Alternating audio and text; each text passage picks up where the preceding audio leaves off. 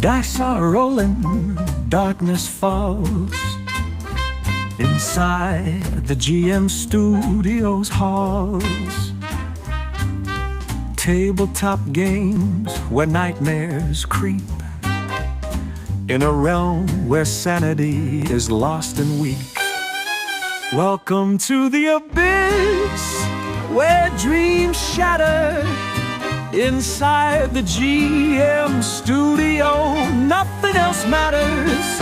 Blood and chaos, the dark arts unfold. In the realm of role-playing, where legends are told. What it do, y'all? Welcome back to Inside the GM Studio Side Question, where we field questions from the internet on the roll of a die. I am your host, David. I'm Matt. I'm gonna get right at it for that side question, which is what I'm calling it now, the side question. And I get just basic ass 10. 10. All right, going down the list down to 10. Click the link. Okay. Click it. This one comes from Griffiths31 on our Ask Game Masters with the title Aristocratic Ball Social Challenge for My Players. Give me some ideas. Hello, fellow Game Masters. Hello. I am writing our next session, which will bring the players to an aristocratic ball in the Duchy of Toussaint, the Witcher world. Oh yeah, he does put in here, we are playing the Witcher tabletop RPG. They're there to investigate a mysterious artifact they found. It is said that many noble scholars in Bourgeois, Bourgeois, Bourgeois. have extended knowledge of such things. One of them proposes a game to the players in exchange for the information. I want to define that game. I want it to be purely social, no combat, and really engaging my players around the table. If possible, avoid dice throws. I would really enjoy a change of pace by making them really play the game with me. A bit like Two Truths and a Lie, except that, well, I don't think that would play very well with completely fictional characters. Anyway, any ideas?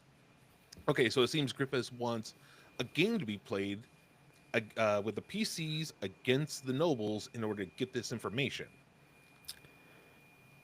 Okay, so he's playing I kind of took his meaning to play the game as like them interacting socially with the nobles to kind of like as like a extended role-playing encounter. Is that not what he's getting at? They are to investigate a mysterious artifact they found. It is said that many noble scholar and bourgeois have extended knowledge of such things. Mm-hmm. One of them one of the nobles proposes a game to the players in exchange for the information. Oh, okay. And he wants to know, what should this game be?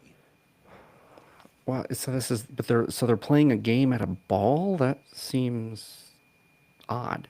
I think what he wants to do is that they go to the ball, right? And once they get there and they interact with this noble, to get this information, that noble proposes the game in order to find out the information. Oh, okay. I get it. And he wants to avoid having dice rolls. Yeah, let's see. Yeah, if possible, avoid dice throws and no combat. Right. It would be purely social. Okay. See, but that's all right. So purely, I'm trying to unpack that, like something being a game, but still purely social. Yeah, like one of the things that he brought up here, like Two Truths and a Lie. Right. Which would be difficult for fictional players, he said, but maybe something like that. Yeah, I don't understand why it would be difficult for fictional characters. That I guess the core tenets that you would need to remember is that presumably the game will be a tug of war back and forth where the players gain some advantage and have a setback, and there needs to be some dramatic tension between the two parties. Now, I don't know if it's just, I would assume it's the entire group of nobles not just the one that proposed it that would be involved in the game, correct? I'm guessing either that or the one noble that uh brought up the game might bring Yeah. more in. Right, right. So presumably there's two sides. But there could even conceivably be like more than two sides. So you need to conceptualize first, you need to get down, like in one bucket, what the information that the PCs are going to need, um, potentially. What information the nobles have and which of them has it, right? So Mm, there's what the PCs are after, right? And presumably the more information they get, the better off they'll be. So that allows you to have some sort of encounter where there are gradients of success, right? Maybe you learn one bit of information that's useful, maybe you learn 10, there's a total of 20, let's say, bits of information. So then, once you've established that, you put all that in a bucket and probably assign it to different characters, NPCs. This character knows this, and this character knows that, and this character knows this, and this, and this, and this. And so once you have that, then you need to establish why why the NPCs wouldn't want to divulge that, or what in what ways they would vanguard that information. Is it because it's a secret? Is it because they don't trust the players? Is it because they want something in equitable exchange from the players, right? Most characters aren't going to give something for nothing, especially if they're super bougie. So they're going to want something. So then once you establish all of that, then you have the stakes, right? What the players stand to gain and what they stand to lose. Then you just need to figure out a way for that information to come out in a way that has tension, where with each turn that the players are doing something, speaking, presumably, because it's a role playing encounter, that they can try to suss that out. And you might even give them some sort of,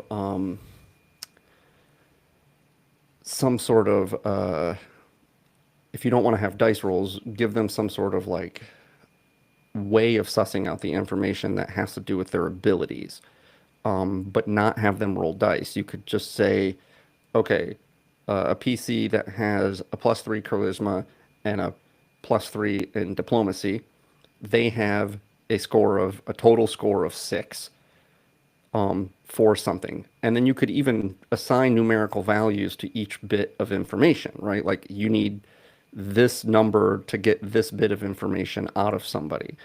Or you could even assign the NPCs different defensive stats, let's call it, right? Like obviously if you're trying to deceive somebody, then your deception score versus someone else's intimidation score or persuasion score or whatever. Did I say diplomacy earlier? I don't think that's hmm a skill anymore. Persuasion. Um, you have to beat them in a rock, paper, scissors. Like you have to have a better score than they have. So then it allows the PCs to choose who does what bit of negotiating to get what, or not necessarily negotiating, but um, what PCs are going to be better at getting certain types of information. And then you would have to relay that to them in some way that's probably predicated on their group insight, so that they have some understanding of who, like what sort of tactics would work on any given noble to get any given bit of information, and what they're willing to sacrifice. Then you don't have to have any dice rolls, but it still makes their skills meaningful, and it makes their choices as to like who to talk to and who to like get information out of meaningful in some way. And maybe it's just that the nobles are kind of on defense in the game and the PCs have to get information, or maybe it's more of a back and forth. But I would suspect as long as you had all of those dynamics, you understand the stakes, you understand the tension, um, why the information is being hidden. I mean, how playful is this game? Are the stakes very, very high where the PCs might need to sacrifice something to get this information? Or is it just like a game to, I don't know, entertain these incredibly rich people, and not just divulge everything because they're, bored or whatever. Hmm. And in which case it would be a much more lighthearted encounter. He didn't give much context into the nobles, I guess, disposition toward the PCs, the reasoning for the game, or any context as to how the PCs got to the ball. So Hmm. that would probably govern what sort of tone there is, and in which case that would probably govern what sort of rules you would embed in the game. I can't think of anything like specific that's a game that would not involve dice rolls or whatever. But if it's a game, you have to understand that they're competing, that it's there's going to be at least two sides and they're competing for something. So you need to have those stakes. You need to, probably a good way to establish it is this a zero sum game? Which means, for those of you that don't know what a zero sum game is or don't know anything about game theory, a zero sum game is one where if I gain an advantage, definitionally, it means that you're at a disadvantage. So most team sports are a zero sum game, right? Like if we're playing hockey, I score a goal, that's good for me and it's bad for you. But some games are not zero sum games, meaning it's not like a tug of war where it's like we can both do well, right? If we're both playing Tetris side by side, we can both be accumulating a lot of points. And when I accumulate points, it doesn't in any way provide a detriment to you, unless you're playing the one where it dumps all your pieces over on the other person's screen or whatever. But generally speaking, you can play against each other in Tetris just to see who gets a high score. And Matt getting a high score doesn't in any way hurt me; it just helps him. So you need to establish whether the game is zero sum, what the table stakes are, where the tension is, who has what information, what they might want in exchange, why they might be wanting to vanguard it, and then give the players some tools to kind of understand what they're dealing with so that they can navigate through the encounters in a way that's meaningful with their skills and is also fun, because if all of the nobles have different information, they have different strategies, they have different motives, then each encounter will be more playful or fun. There's also some opportunity. Like, is it going to be like a team challenge where it's like the entirety of the party goes, like asks a question or something, or are they going to be breaking off into like negotiating with or speaking with, having role playing encounters with individual nobles, or is it going to be more like a Red Rover kind of situation, where it's like the whole team is kind of against the whole team? Nothing really comes to mind concretely, but maybe you have some thoughts on that front, Matt. I got a couple because I was trying to think of some easy games that I've played in the past that maybe even like were considered drinking games like back in then. But I thought of two, oh, maybe even three. Depends on how serious he wants to get. Hmm. Like if you don't mind just playing a regular vocal game back and forth that can just say, we're going to play this game, but it'll be different in the game actually. And also you could do something like you start at 3 and you have to, or the defense starts at 3 and you have to dwindle it down. So say you want to do like a last letter, first letter, where you Hmm. give a top, or you give a subject. It could be movie stars, it could be fruit, it could be art, it could be whatever you want. Hmm. But then you have to say a name, and then whatever the last letter of that name was, you have to say the same thing of the subject that starts with that letter. And then it goes on until you change the subject, because you can't think of anything, and maybe that like boosts up the defense, and as soon as it gets to 5 you lose. But every time that you're able to go and you make them make a new subject, that defense number goes down, and as soon as it reaches 0 you win. Or it could be what's it called? It's like question tennis or question ping pong, where you have to create a storyline, but every statement you make has to be in the form of a question. Hmm. But any actual statement, pauses, or anything that's not a question, uh, Hmm. you lose. Same thing with if you want to do hell, you could do oh fuck, what's that? The seven whatever of Kevin Bacon. 7 degrees of Kevin Bacon. 7 degrees of Kevin It's actually 6 degrees of Kevin six Bacon, but degrees of yeah. Kevin Bacon. You could do that too, and just have it Yeah. flavored into there. But I like the idea of having you start with this defense number that you have to dwindle down in hmm order to get him to spill the details. Yeah, That that's way, not a bad idea, but yeah, you could also multiple games could be played, and there's stakes to it. yeah. It's you could also probably do a variation on um like so there's this game I don't know how you would convert it to D&D or this is Witcher, but um where so let's say me and you were playing with a third player, Patrick. Hmm.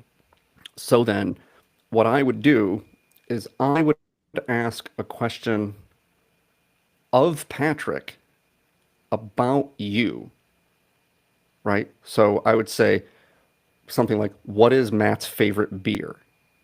What will Matt say is his favorite beer?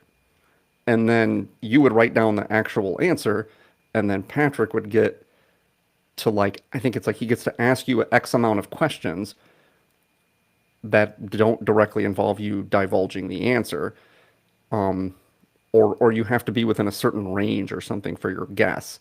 And then if he gets it, then he gets a point, and if he doesn't, then I get a point, and then it just alternates. And so that's like a way of like because it's fun because it's like you don't think like you have to try to think of what another person will say even if it's not right, like how long ago does Matt think the pyramids were built? Hmm. And so you have to be able to think like someone else, and so that's kind of a fun game. You could also probably do a different variation of that marry fuck kill game, you know that one? Oh yeah, yeah. It's like you say somebody and then it's like, okay, well, what is this like something about the artifacts, right? Like maybe location, power, um, something, like where it's like, and then you get to query different people and try to get information that way could be kind of fun. And that wouldn't be like a thing that the players necessarily lose something. Like they just either get the information or they don't. But yeah, your questions game is probably a good one too. Or like you said, I'm familiar with it. Like it's cities, right? Like if Hmm. I name a city, then in quick succession, the next person has to name a city that starts with the letter that my city ends with. Yeah. And so it gets really really really hard really really fast. And so Hmm. the cleverness comes with like trying to stump the person behind you and come up with one on the fly. I don't know how that would transfer to how it would transfer to a fantasy role playing game because your players would have to be really familiar with the locations in your world. And yeah, I don't know how you would transfer that. So I'm trying to think of other games that are like I guess you Yeah, would call them depending on party games. how much these players enjoy the Witcher world, because the Witcher has a lot of lore. And hmm if you've played the video games and then you're playing the tabletop, maybe you do know a lot of the locations. You've watched the movies, the television show. So maybe they There's do. movies. Oh yeah. Oh, I didn't know there was Witcher They're movies. animated, but yes, there are Oh, movies. right. I did know that actually. Never mind. Um, let's see if any of these comments. Oh shit, there's only really one comment because the Oh, only other comment on here is, "What game are you playing?" he said that in the post. Yeah, right. All right. Lynn Pixie Dragon commented, "My players had a lot of fun with stealing the idea from Wicked Eyes, Wicked Hearts, or the other way around from Dragon Age Inquisition. There were a number of social events or skill checks the party needed to do, and each successful interaction improved their rating. Unsuccessful interactions would lower their rating. They needed to have a certain amount of rating to trigger key events. In their case, being able to visit a specific location and talking to two different persons, the reason they were there in the first place. Some possible interactions: group dance, where the party can join in, A seemingly drunk highborn lady talks with one of the party, not necessarily a male PC, yet she's not drunk, but someone poisoned her drink. The party can convince an NPC they've met before to create a distraction to get to something or someone. NPCs who ask interval, yeah, this goes on to just a bunch of other shit that's going on during the party. Uh, It seems like but that this is that like what I answer. said before. Yeah, Yeah. using a social points system. But it seemed like they also were trying to say that there should be some sort of roles, and Yeah. the questioners seem to not want to have that. Hmm. You could also do it similar to um, maybe some sort of like rock, paper, scissors, and Oh yeah, totally. their maybe their skills in some way bolster um, bolster their rock paper scissors score, right? Or Hmm. determine how many, like let's say I have a +3 to persuasion and you have a +1 to persuasion. That's a difference of 2, so I need to win 2 of 3 matches against you or something like that. Like taking the difference or just to um, giving them a bonus to how many iterations they need, right? Like if you're enough Hmm. better than someone, you only have to beat them one time, or they have to beat you several times. It works this way as a skewed, like almost like a bowling handicap or something, or a pool Yeah. handicap, where you distill it down and you go, okay, I'm this much better than you at pool, so I have to win 3 games before you win 1 game. And you could concoct some sort of system that hinges on their combination of attributes and abilities, so that they have a unique score for each, and then there just needs to be a difference of rock paper scissors, or shame or not what's the word I'm like, evens and odds, Mm. right? That might be a better system where you play evens and odds instead of Rochambeau or whatever. So, but I don't know. I can't really think of anything that is competitive in a game that doesn't leverage stats or randomness. That's Yeah. kind of what I'm having trouble wrapping my head around. That's why I like the idea that both of us are going with. Try to find a way to mix in your character's stats. Maybe just Hmm. stick to ability stats. Don't worry about Hmm. skills.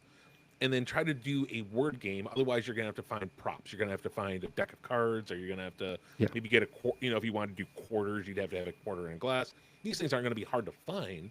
But do you want to pull out props, or do you want to keep it so that you're just interacting with the players in a social environment where it is just word games? Hmm. And I think I would keep it to that. Keep it to word games. Try to, because it maybe puts them in the mind of being at the party. Spur of the moment, this noble just says, "I want to play this game with you," and at first they may think it's going to be like a riddle situation, but instead it is the last letter, first letter game, or whatever it may be, and it'll kind Right. of throw 20 them off. questions. Yeah. Ooh, You 20 know. questions. Another great one. Yeah. Yeah. You don't need anything in there. It's just like you have to. Maybe you know, the PCs have a certain amount of questions that they can ask, and they have to be able to be answered yes or no. Hmm. And then probably more than 20, I would imagine, if there's a lot of nobles that have a lot of information. But they can switch between nobles that have different bits of information. And maybe you even start with, because in 20 questions, you give the person, it's a person, place, or thing, right? Hmm. And so you give them that it's a person, place, or thing. So maybe each of the nobles, like in turn, tells the PCs a little bit about what information they have. I know something about the artifact's powers. I know something about the artifact's location. I know something about the artifact's guardians. I know something about the artifact's downsides. Hmm. You know, and you have 3 or 4 categories, and each one of them like knows something in that front, and then the PCs can go, okay, well, these 3 know this, these 3 know that, these 3 know these things, and based on what it is they want to know, then they can burn through they can burn through as many questions as they want on one noble, or they could switch if they're not getting to the bottom of getting to the nugget of information that they have. And then once that person's information is gone, then they're off the table, and the PCs know that. That's probably the most streamlined way to do it. Yeah. But maybe a game of 20 questions isn't super interesting for role playing purposes because it's not really a role playing encounter. Right. Because there's nothing about the other characters other than what they have for knowledge. But it might be better to kind of oversimplify them if you're going to make it a game. Because to me, a game and a role playing encounter are just completely different things. So Yeah. Well, that's why you really have to kind of make it that this noble wants to play this game with you, with your character, and kind of drive that home. But I would say, yeah, stick with social score to give you something to work towards. And maybe each noble that you go through has a different score that you have to beat. That'll make it interesting, you know, making your way up the ladder. But other than that, that's a tough one, man. But that's the best I can do. Go yeah, with the social I score. think the 20 questions is probably going to be the easiest and the most relatable and the best way. You'd have to give them more than 20 questions depending on how many nobles there are, though. Yeah, Because, especially if you're letting the entire group participate and guess. yeah, maybe each player gets 20 questions. That's probably a better way to do it. Each player gets 20 questions to ask of any nobles, and then they kind of go back and forth. So then that way they can get multiple bits, because you figure 20 questions. The reason it's structured that way is that that's about that is kind of the edge of where a challenge to get a bit of information out of somebody that you know a sliver of what it's about. It's a person, place, or thing. You know one of those three things, and 20 questions should be right at the edge. Whereas if you're asking thoughtful questions, you should be able to get that one piece of information. So if there's 5 or 10 bits of information, then just assume that each PC with 20 questions can get one bit of information from one of the nobles. And then say, okay, there's 10 bits of information, you have 5 PCs, so each PC gets 40 questions. All right. Well, I think that's going to be the extent of what we're going to be able to give out there. I would like at the end here, this episode will be coming out Thursday the 19th. Yes, Thursday the 19th of June. Sorry, June 19th, this Thursday. Juneteenth. This Saturday, June 21st of 2025, is Free RPG Day this year. So I definitely want to if you are listening to this and you're listening beforehand and you want to get out there and go get some free RPG material, you can always look at freerpgday.com to find out what goods are going to be out there on Free RPG Day. And if you want to find stores near you that are participating, go to freerpgday.com/gamers. And that will have like a store locator for you to check out. So you can go out and get some free goodies. But I think that's going to be the end of this episode, unless you got anything to end on, David. I do not. All right, well then let's just leave it with a good night. And good luck.